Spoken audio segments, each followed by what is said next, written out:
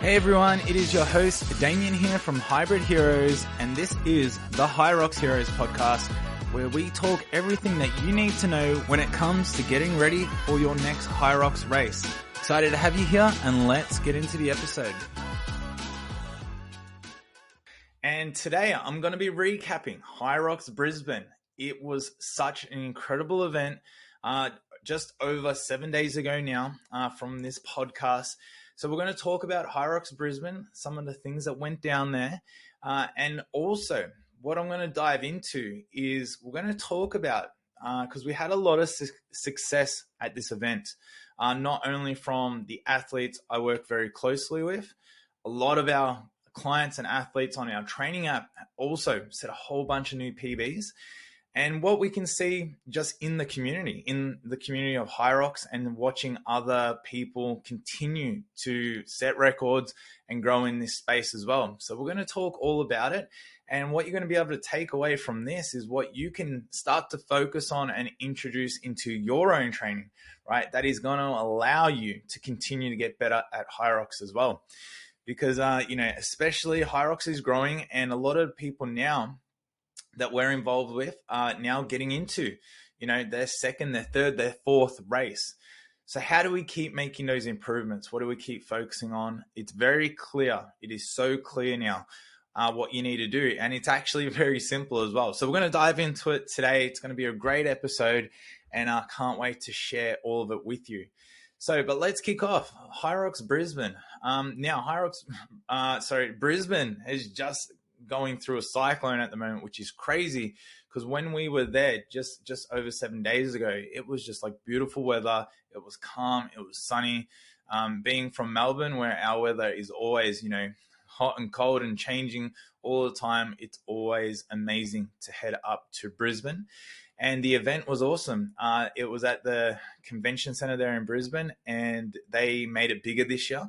From last year, it was a little bit smaller. So the course map was increased, very similar to the Melbourne map, where we saw just sort of like it was just under like 2 big laps that you could run, which made the course really fast, and the layout super simple.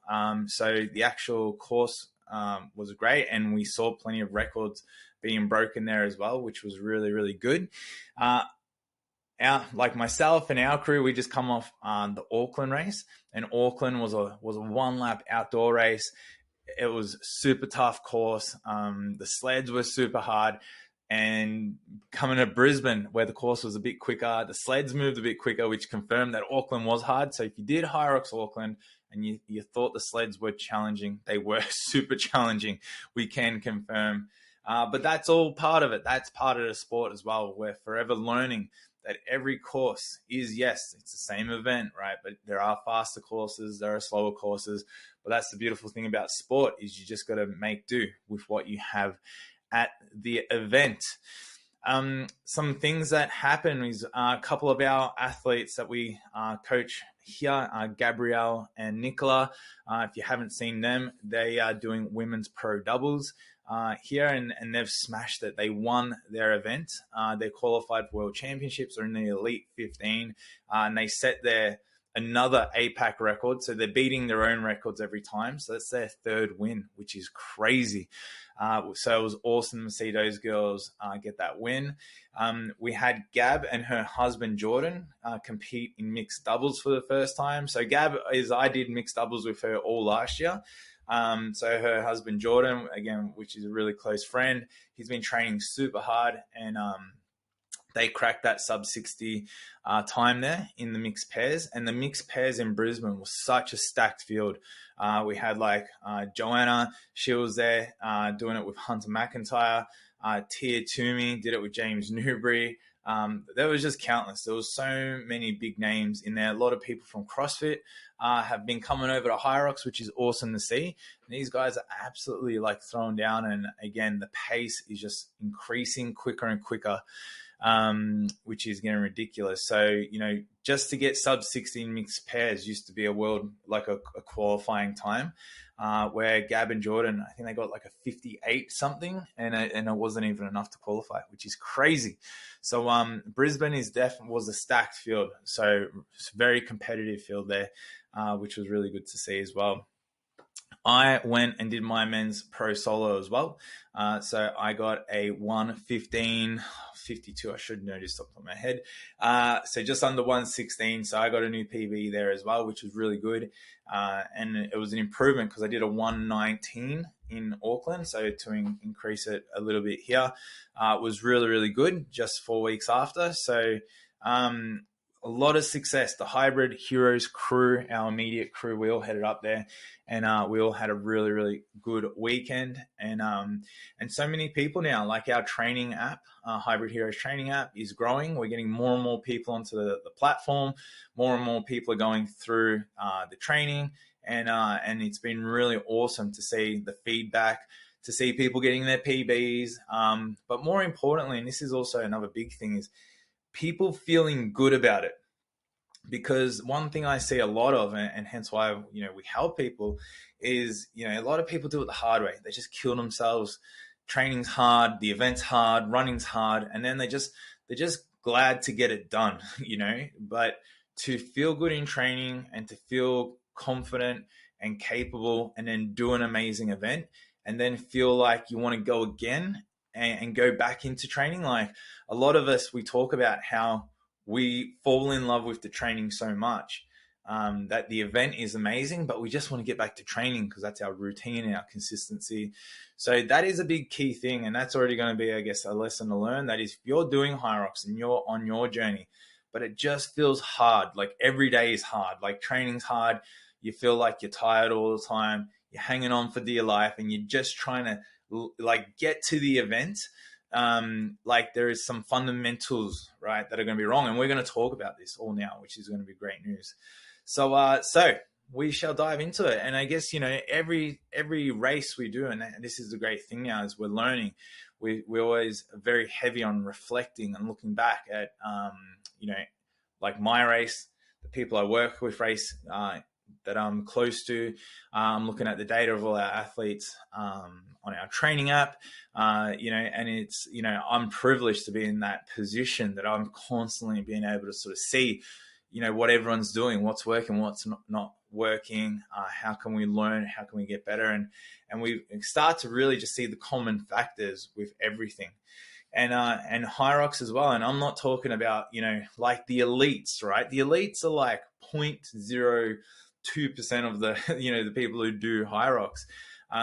So there are still factors that they do that are still the same that beginners do.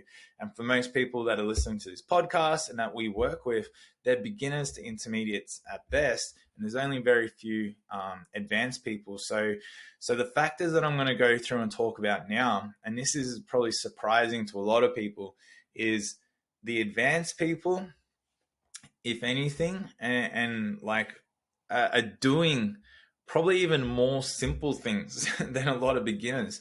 And that's one big mistake we see a lot of people do when they're new to the sport and they're new to HYROX, is they're overcomplicating it, right? By doing what's overcomplication, doing too many varied workouts, doing random workouts, doing like AMRAPs and Metcons and 5 round for times, and just doing all of this doing a workout where they're doing simulations all the time and they're adding so many different movements and components into their training. Again, this is it's why they do it and why this happens, especially from a beginner, even intermediate point of view, is because it's also fun, right? It's fun to do new things and varied things.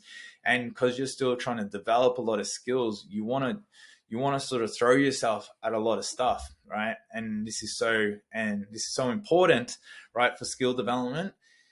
And if we give, even as a coach, if I give someone who's relatively new, even an intermediates are probably the one we have the most trouble with, because they're the ones that they're not new, they're not super advanced, but they're at that point where they're really trying to push and be more, do more. And when you give those people something really simple and basic, it's almost like it's too boring for them. They don't want to do that. And if that's you and you fall into that bracket where you're like, yeah, but I want it to be harder, I want it to be this. And I guess this is like part of what we're seeing with HYROX training and the stuff is like simple works, right? Even if you look to a lot of Olympians, people at the top of their game, they don't actually do anything crazy. Like they just do the simple things, the fundamentals, right? Go back to your Kobe Bryants, your Michael Jordans. They're always saying it's always like, go back to your fundamentals, do the basics.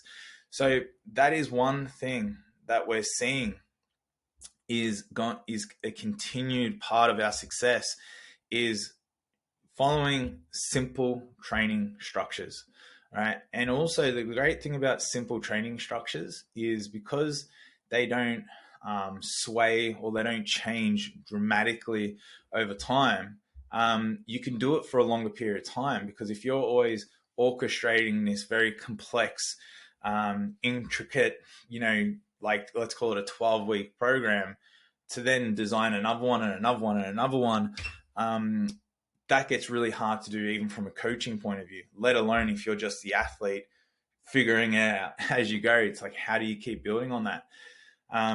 So that's a huge thing there. And that's going to be the first point is you got to follow structured training programs, and the best structure are the simple ones. So example of that, if we're looking at running should, you got to look at, where you are on your journey.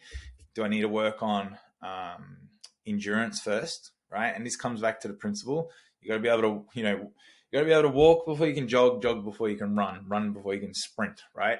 So you just got to look at, where am I? Do I need to learn how to like jog real slow first before I can run really fast? So if that's you got to do lots of zone 2 running. So zone 2 is long and slow running. And then maybe the next point from there is like, I got to increase, a little bit of a interval run, right? So some faster running with a bit of rest in between. So if you just take those 2 runs as a concept, right, you don't need any kind of complex structure to it other than, 60-minute zone 2 run. That's it. Like, keep your heart rate between 60 and 70% of max, right? Do that for 12 weeks, right? That's your zone 2 structure. And interval runs could literally just be like, 800 meters by 4, right, with 2-minute rest, and 600 meters, by 2 with 2-minute rest, and do that for 12 weeks, right? But every week, just look to be repeatable, right? This thing, you got to be repeatable over every round. That's another key concept we have with our training and our principles. And just every week, just look to make just, 2% increase, right? Like that there, will give people incredible results in their running alongside, their strength training, their HYROX training. It's simple. It's data driven. You got to apply the concept of repeatability, right? So if you're doing, again, 4x600s, what repeatability means is that you can do it for what you do in set 1, set 2, set 3, set 4 is the same speed. So that means you can display consistently that level of fitness, right? So this helps us remove the idea of going way too hard at the start, blowing up, and then diminishing results. That means that you've overexerted, right? Another way that I like to bring this back to, because a lot of people can resonate with strength training, is that if you're doing like, a bench press, you don't do 60 kilos on your first set, then go 50 kilos and then go 40 kilos. That's diminishing. That's sort of bad strength work. So it's the same with running. So if you're doing any kind of run work where you're starting off really fast and it gets worse and worse and worse, right, that is actually going to be a poor quality training session.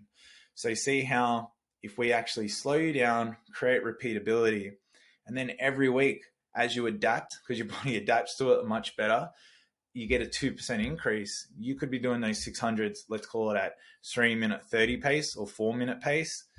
That could easily then, if you just go, well, now I can go to, 5 seconds quicker the next week, 5 seconds quicker the week after, but I can continue to repeat, right? After 12 weeks, which 12 weeks seems like a long period of time, but it's actually a very short training block. Like that's like a training cycle, right? Is typically 12 weeks is the amount of time for the body to gain the maximum adaptation to anything. you're gonna make huge increases in your running speed, right? Just by making those small little gains. But also you're not hanging on for dear life, because as your body adapts and the intensity factor, or the PRE, is the same. So that perceived rate of exertion is the same, about that 80-90%, right? And you're going to adapt. So you see how simple works, right? That is an example, and I really hope that resonates with you.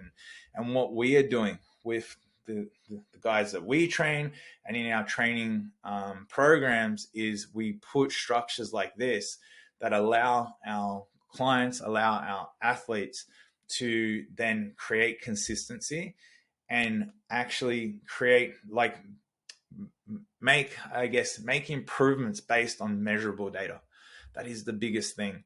So simple works. And so I've just been planning and structured, even for Gabrielle and Nicola. They have their world championship now. They're 14 weeks out from worlds. And they've got, tempo runs, they've got zone 2 runs, and they've got interval runs.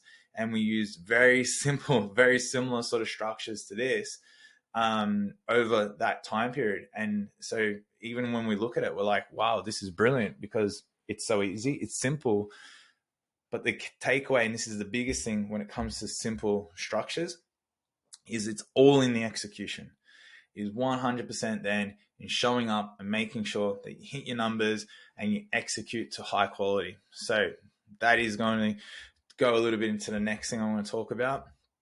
But, how we bring quality and higher levels of execution is better warm-ups, right? Is making sure the body is fueled correctly, is making sure that you're doing some mobility work and, loosening up joints that aren't right. And also, being consistent in your training schedule.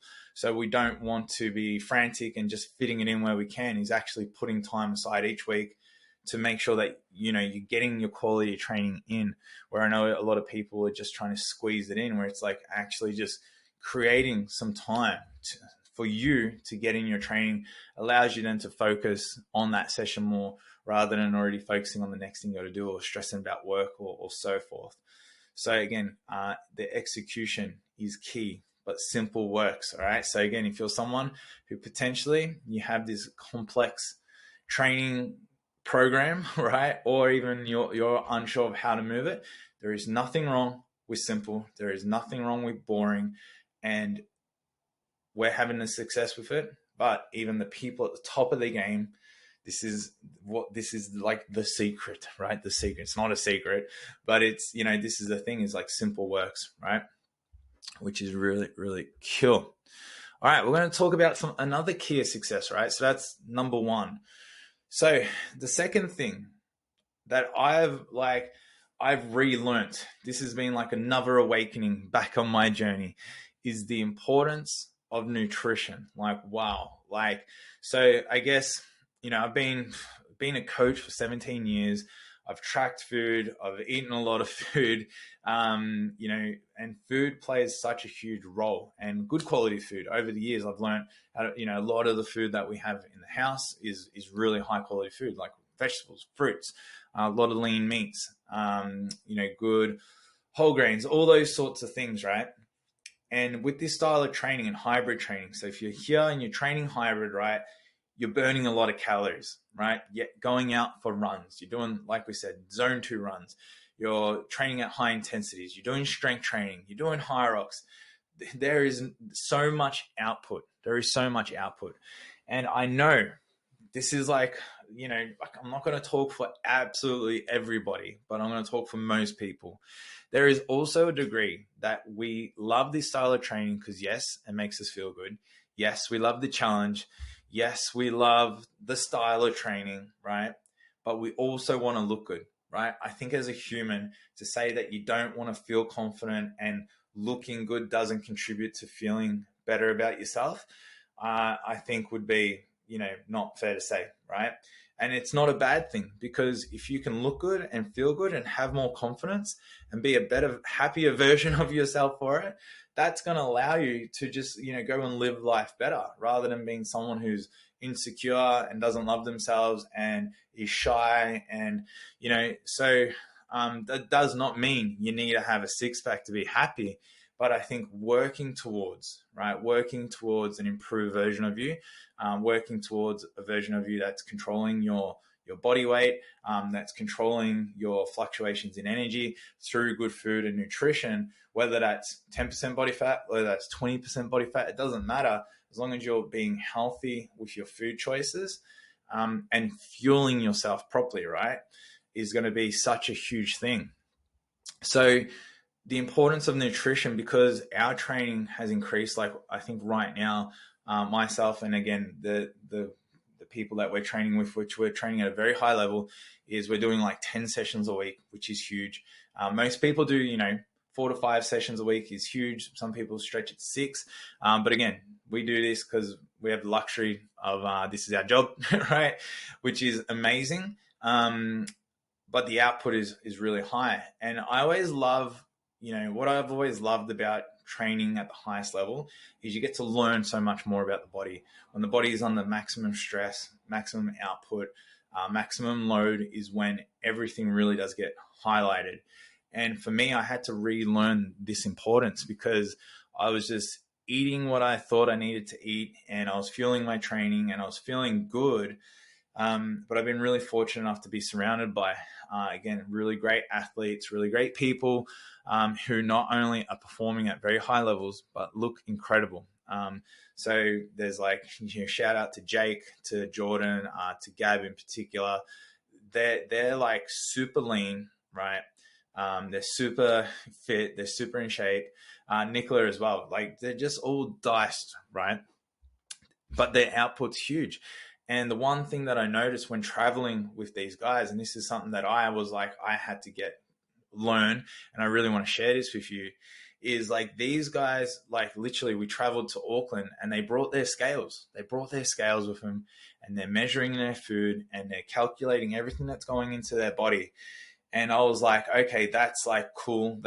That's how precise they are. But look at them, these people. If you don't know who they are, jump on my Instagram. There'll be photos of them somewhere. But they're completely in shape and conditioned. And I was just like, that's it. That's what it takes, to be there, that level of precision. So I'm like, for me, I'm not super lean. I'm not fat. I'm just sort of, I always feel like I'm a little bit, fluffy, let's put it that way. And I'm like, I got to start tracking again because I want to look good. I want to feel better. But also I noticed I was tired and I'm struggling with some of my sessions. And I'm like, it must be the food. And I'm looking at these guys and I'm like, common factor is I got to get back and track, because whenever someone's like, how much are you eating and what's your calories a day? I'm just kind of like guessing my way. And I don't actually really know. I just know that I eat when I'm hungry. And I just seem to be hungry all the time anyway. So, but I restrict myself, and this is what I'm getting is I restrict myself because I don't want to get fat, right? So I'm in this position, and a lot of people are in that position too, where we need more fuel, we need more calories, but we don't want to get fat, right? That's just the fear that is associated with it. So I started tracking my food again. I started going, you know what, I'm going to calculate it. I used to do it years ago, and I think I had a bad experience, and I just didn't want to do it. But I started tracking it, and I've now been tracking ever since Auckland. So I think it's been like 5 or 6 weeks now where I've just been tracking every bit of food. And like the change is phenomenal. So my calories went from probably around, like, if I was to guess what I was consuming, I was under consuming drastically. I would have been having like 2,000 calories, 2,200 calories, I reckon, a day. My carbohydrate intake was half of what it is now, I would say, because I just was avoiding overeating it because I was, again, worried about getting fat. That's my reason. That's the reasoning. And I know a lot of people in that same bracket. And I was struggling with recovery. I was struggling with training output. I was doing it the hard way. My sleep was going to shit. And I was still fat. Like, I was still holding weight because I should have been dropping it, but my body was so stressed. So when I started tracking my food as well, my calories again went from, because if I was to measure it, it would have been around 2,200. I'm eating now around 3,200. My carbohydrates are up around 400 grams a day. So to like give you an example, a full bag of rice is like 70 grams of carbohydrates.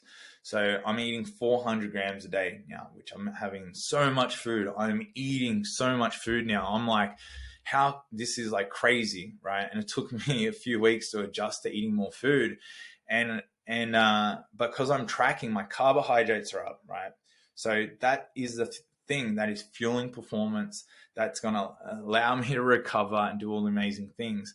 My protein, I actually reduced a little bit because as a guy, we always need protein, but I was over consuming protein, right? And my fats, right, now are under control, where my fats, because fats are needed, right? You need it, but if you overeat it, there's too many calories in it. So a lot of the fats that I was consuming that I got rid of when I started tracking, because that's what tracking does as well, is it allows you to monitor, if you're putting butter on your bagel, or if you're putting aioli, if you're putting mayonnaise, if you're putting all these extras, right?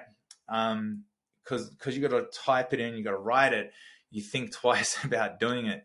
And the fat content that I would have added just via condiments and flavorings and these little things was ridiculous, was absolutely ridiculous. So my fats have been in check. And since doing so, like I said, all I do is I feel like I'm eating nonstop, but straight away, my body weight has come down. It was fluctuating around 87, 88.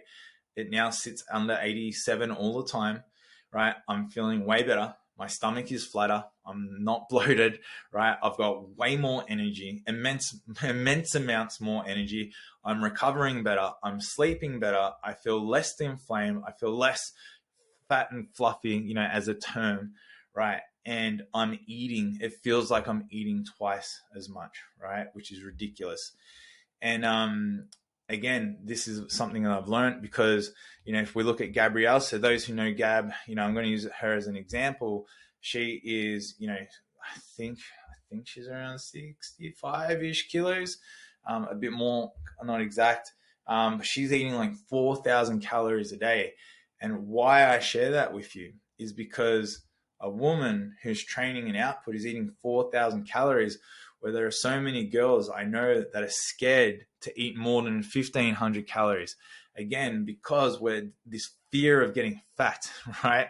So again, this is the message and the key lesson that I really want to share. And I'm going to continue to share this so much because it is a problem. It is a serious problem where we're eating not enough food, right?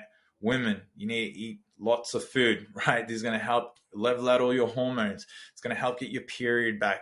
And it's going to help you lose body fat, because a lot of the problems that we have to do with we don't want to get fat, right?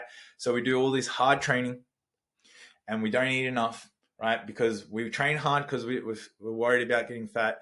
We don't eat enough because we're worried about getting fat. And then we actually create a bigger problem. And I guess why I'm highlighting this is because I believe this is the main reason. Because if people weren't worried about getting fat and you just should eat to fuel your performance and to feel good, why don't we eat more food? Because we don't want to get fat, right? It's like the only thing that I can really consistently say that this is our problem, right? It's a true thing. Guys, you're in the exact same bracket. I've had a lot of success. And not only am I having this success here, and see, I've done this before and I know it. So straight away I was like, duh, like, why didn't I just get back to tracking my food, right? But there's a lot of guys, and I'm working with some right now, and we're tackling this same situation. And like the messages, like, and I've been sharing some on socials, is just like, I feel way better. I'm lifting more. I feel stronger.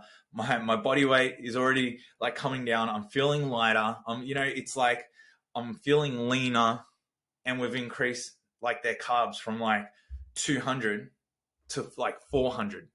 Right? It's so carbs aren't the problem. Carbs do not turn the fat. And again, if we're looking at HYROX and hybrid training, like I said at the start, the output is huge, right? So this is almost like if you love food and you love training, this is a great program to be on because you get to eat and you get to train and you get to get leaner and you get to, be strong and fit. So nutrition is such a huge thing.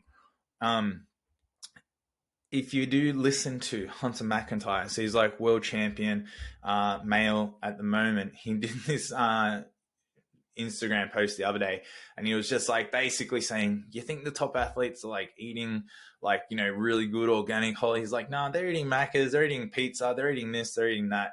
And it's so true, because athletes at the highest level who are training 10 sessions a week and just burning so much, they need to get calories in. They don't have enough time. So they eat these highly dense calorie foods, right? It is true. But it is not an example. It's not to be like, well, cool, I get to eat all that. Absolutely not.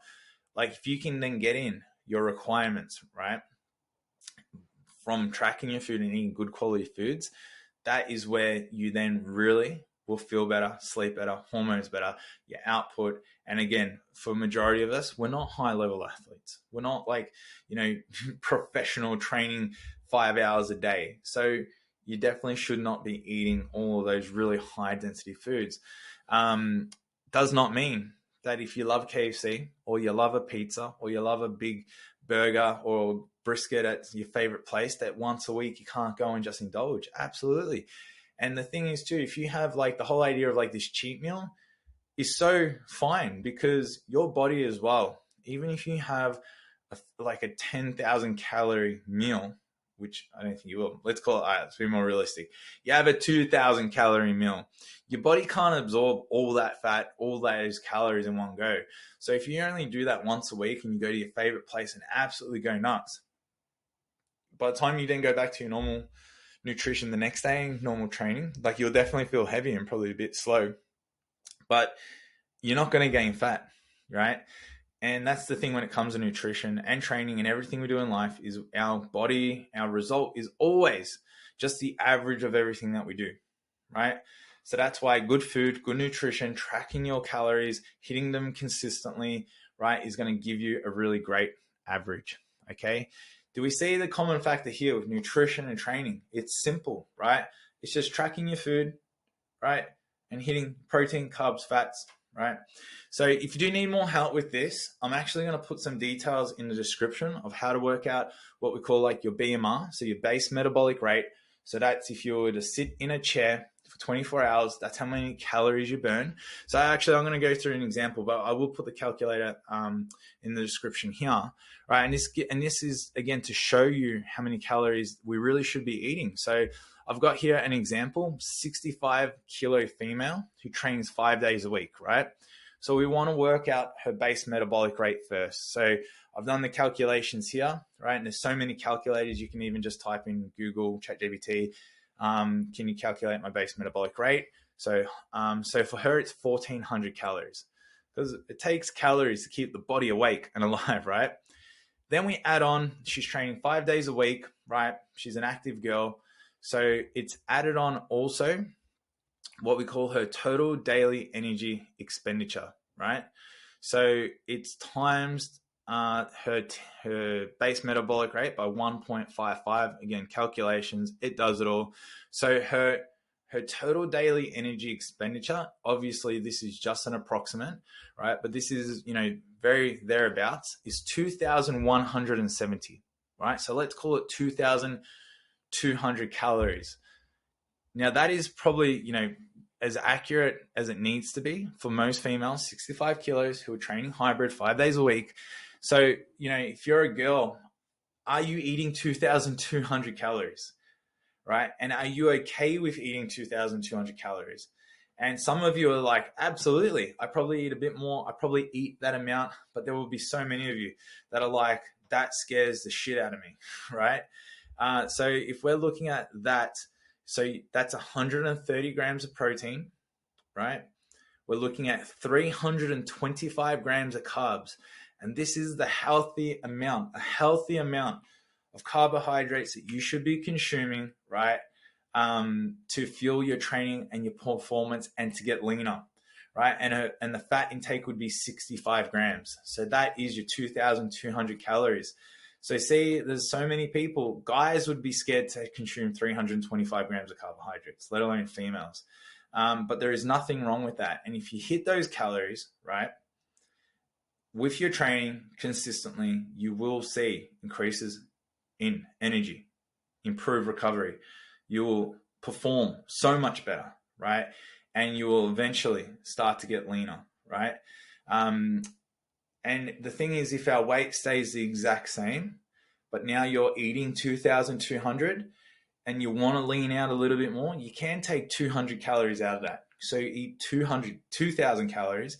Now you're in a deficit, and that deficit will now start to see you drop the weight and lean out. But if you're only eating 1,500 calories, already under eating, and then how do you reduce even more? And this is where we can get into dangerous positions, right? Dangerous positions. All right, a guy, you're 85 kilos, you're a male, you train 5 days a week. BMR, base metabolic rate, is 1,900 calories, right? TDEE, total daily energy expenditure, right? You're up around 2,900 calories, right? Give you an example. I'm on a low calorie at the moment. I'm on 3,200. My goal is to build it up to 4,000. And that's the thing. If you're at 2,000, it's probably not wise to jump just massively right away. Or if you do so, just be okay that the body will just like hold on to a little bit of weight initially for the first week or two, and then it will level off. That's why we talk about this language like building up to your calories. But 2,945 calories, 3,000 calories. If you're an 85 kilo guy, you should be having around 3,000 calories. So protein around 170 grams, carbohydrates 425 grams. Now we're talking, and fats around 85. So these are the kind of numbers and percentages that you really should be looking at. And if you're thereabouts 350 grams of carbs, you know, you're doing good. But if you're a male and you're like, I barely have 200 grams of carbohydrates, again, because I don't want to get fat, right? That's like the biggest thing, guys and girls. We're like this thing. We just got to understand, are we okay? And we're not going to get fat. This is the thing. We're not going to get fat. But see how we go about it in reverse because of fear of getting fat. And if we do get fat, and if we are putting away, it's because we're not tracking. It's because we're having too many of those condiments. We're having too many of those add-ons. We're drinking too many beers, too many cocktails, and the calories, right, and the fat is going through the roof. That's the reality, right? That is the reality. It's not the carbs. It's not your pasta. It's not your bread. It's like I've never ate so many bagels in my life and getting leaner, right? Like this is the thing.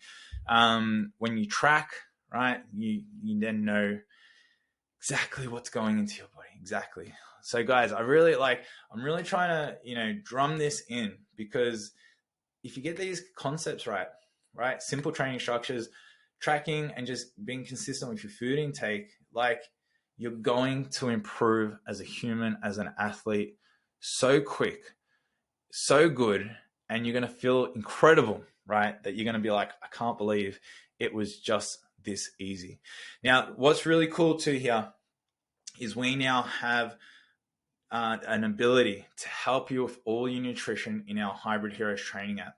So we have MyFitnessPal that integrates into the app now. So as you track your food, it uploads into the training app, so you can see all of your macros, you can see your rings, right? You can see, you know, how many more carbs you need, if you're going under, if you're over, and I can track and monitor this with you. And the great thing is in our training app, because you have me in there as a coach, you don't need to figure it all out as well. Is I can set all these targets and you can start tracking and we can work together.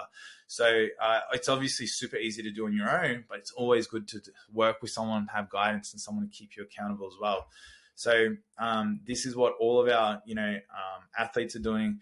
I am now, as we've just launched this Insta training app, I'm really reaching out to people now and saying, we've got to look at nutrition, because again, if you're someone who you didn't improve your time at HYROX, you're finding you're not recovering, you're potentially getting injured too much, you're finding that you're just on the limit all the time, and your answer to a lot of it is train more. I've got to do more.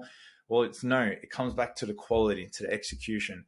And if you're not tracking and you don't know how many calories you're eating, you don't need to track every day religiously. But if you're just guesstimating all of your values, it's just an easy area that you can make improvements. Like this is such an easy way. All right. Oh, that was a big talk on the nutrition. I'm going to sort of start to wrap it up now. But there was a third thing. There was a third common factor about people kicking butt and crushing it in their HYROX training, their hybrid training, right? because HYROX just introduces you to more people, more friends, and you can do way more events as well. Like we've had people do marathons now and half marathons and Spartan races and the grid games. There's so many new things that are coming out of this, and it's all got to do from community, right? So if you're also wanting to see long-term results, you have to get yourself around a bunch of people. Your community could literally be 3 of your best friends that just, catch up every Saturday for a workout or train a couple times a week. It could be your local gym to get around people. It could be, and it's what we have online is we have the Hybrid Heroes community. We have an online group. We got nearly 1,300 people from around the world in there. And I absolutely love it when I see everybody in there talking to themselves, not to themselves, to each other, and supporting each other, right? Because it's not just me having to always go in there and say, well done, but when people can get around and share results and share insights, it's inspiring and it's motivating, and you learn quicker. You learn so much quicker around people, just like I had when I shared the story about nutrition. It was because of the people I was around. So if you're not around a community, right, get involved. Us online, right? We're here, and that's the beautiful thing online is we're accessible to everybody and actually engage with it, right? Reach out, send me a DM. You don't even have to post on the group. I'm here to help, to listen, to talk to guide you. In your local area, and even some of the people who are on our training programs, I strongly encourage. It's like, I wish I could be everywhere, but I can't. And it's, I'm like, I would love you to replace one of these sessions with a local gym session at your local CrossFit gym, your local functional training center, your local gym where you can get around people, because the importance of having people around you is immense, right? As humans, we're driven by connection and community, and you need to do it. Hence why when we go to HYROX, it's just a big party and it's a big, community. It's our community gathering together and expressing fitness. And we get to, do it together and accomplish together. It is such a huge part. So definitely, if you don't have one that you can inject into right away, or if you're already part of one, just, I really, next time you see them, just thank your community, just be super grateful for them, because it's a very special thing as well, getting the right people around you. So that is the third thing. Simple training structures, track your food, get around community. If you do those 3 things, right? If you're doing those 3 things consistently, like, you're making progress, right? You're going to be making progress in some way, shape, or form, and you cannot not continue to grow and get better from there. So guys, huge episode. I really hope you resonated with some of this.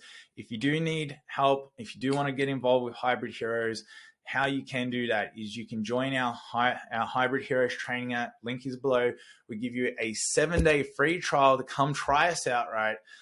It's $17 a week Australian, right? We don't charge ridiculous rates. It's actually super affordable. We give you access to all of our training programs. You get nutrition guidance.